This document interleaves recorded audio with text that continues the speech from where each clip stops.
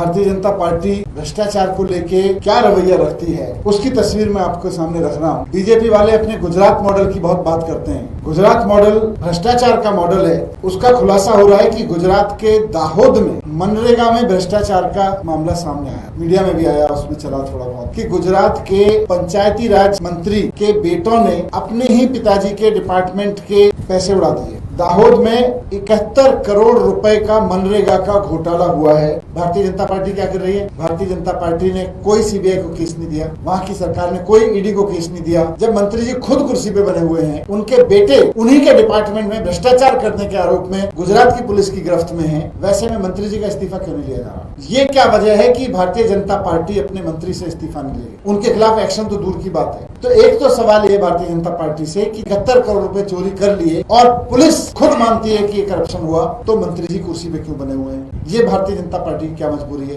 बाकी सारी तालुकाओं में जांच क्यों नहीं कराई जा रही? ये मामला सीबीआई और ईडी को अब तक क्यों नहीं सौंपा गया? और सबसे बड़ी चीज, गुजरात के बारे में कहा जाता है कि वहाँ की सरकार अमित शाह जी और मोदी जी बिना पूछे कुछ नहीं करती।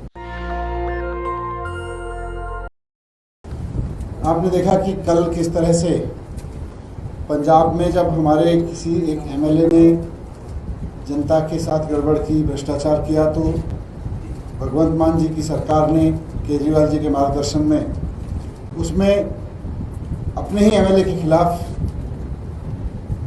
एक्शन लेने में कोई कोताही नहीं की। यही अरविंद केजरीवाल जी की राजनीति है, यही भगवंत मान जी की सरकार का। और दिल्ली में जब हमारी सरकार थी तो दिल्ली की हमारी सरकार का एक मोटो था कि भ्रष्टाचार बर्दाश्त नहीं होगा, भ्रष्टाचार में कोई भी लिप्त पाया जाएगा, जो भी जनता के साथ गद्दारी करेगा उसको छोड़ा नहीं जाएगा, वो कहीं हो कोई हो।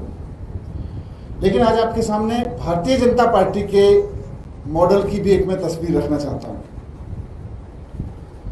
भारतीय जनता पार्टी भ्रष्टाचार को लेके क्या रवैया रखती है उसकी तस्वीर मैं आपके सामने रख रहा हूँ। बीजेपी वाले अपने गुजरात मॉडल की बहुत बात करते हैं। गुजरात मॉडल भ्रष्टाचार का मॉडल है। उसका खुलासा हो रहा है कि गुजरात के दाहोद में मनरेगा में भ्रष्टाचार का मामला सामने आया, मीडिया में भी आया, उसमें चला थोड़ा बहुत कि गुजरात के पंचायती राज मंत्री के बेटों ने अपने ही पिताजी के डिपार्टमेंट के पैसे उड़ा दिए। दाहोद में 71 करोड़ रुपए का मनरेगा का घोटाला हुआ है। और ये महाघोटाला इसलिए है, ये सिर्फ घोटाला नहीं है, एक महाघोटाला है, क्योंकि भारतीय जनता पार्टी के मंत्री के बेटों ने अपने ही पिताजी के डिपार्टमेंट में ये 71 करोड़ का घोटाला किया है और वो पकड़े गए। आप सब जानते हैं कि वहाँ के कृषि और पंचायत मंत्री बचूभाई खाबड़ जी के विभाग में ये घोटाला हुआ है 71 करोड़ का, और उनके बेटे बलदेव और किरण और उनका भतीजा वहां पे 71 करोड़ की चोरी करने के आरोप में पकड़े गए हैं। क्या चोरी की है उन्होंने? कि मनरेगा के काम, गरीबों के जो काम गांव में होने थे वो हुए नहीं, कोई काम नहीं हुआ। मनरेगा बनाया गया था इसलिए कि गांव में, गांव के एकदम पॉवर्टी लाइन पे खड़े हुए गरीब लोगों को, जिनके पास कोई काम नहीं है, उनको रोजगार दिया जा सके और उनसे गांव में कुछ काम करवाए जा सके। लेकिन पंचायती राज मंत्री के बेटों ने कंपनियां बना के वो काम अपने हिस्से ले लिया और काम किया भी नहीं। तो गांव में कोई काम नहीं हुआ, गांव के गरीब लोगों को रोजगार नहीं मिला। गांव में काम करने और गांव के गरीब लोगों को रोजगार देने के नाम पर बिना काम किए, बिना किसी को मजदूरी दिए 71 करोड़ रुपए मंत्री जी के बेटे, दोनों बेटे अपनी कंपनियों में ले गए। ये एक घोटाला है। लेकिन इसमें महाघोटाला ये है कि भारतीय जनता पार्टी की सरकार इसमें मंत्री जी के खिलाफ कोई एक्शन ही नहीं ले रही है। मंत्री जी के बेटे अपने ही पिताजी के डिपार्टमेंट में 71 करोड़ रुपए का घोटाला कर गए, और ये तो केवल 2 तहसीलों का मसला है।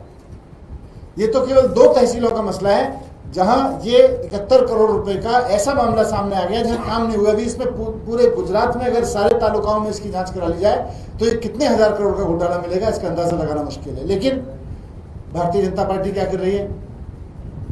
भारतीय जनता पार्टी ने कोई सीबीआई को केस नहीं दिया, वहां की सरकार ने कोई ईडी को केस नहीं दिया।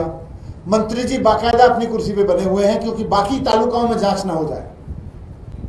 मंत्री जी बाकायदा अपनी कुर्सी पे बने हुए हैं। तो ऐसे में जब मंत्री जी खुद कुर्सी पे बने हुए हैं, उनके बेटे उन्हीं के डिपार्टमेंट में भ्रष्टाचार करने के आरोप में गुजरात की पुलिस की गिरफ्त में है, वैसे में मंत्री जी का इस्तीफा क्यों नहीं लिया जा रहा?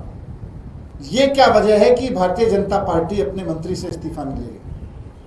उनके खिलाफ एक्शन तो दूर की बात है।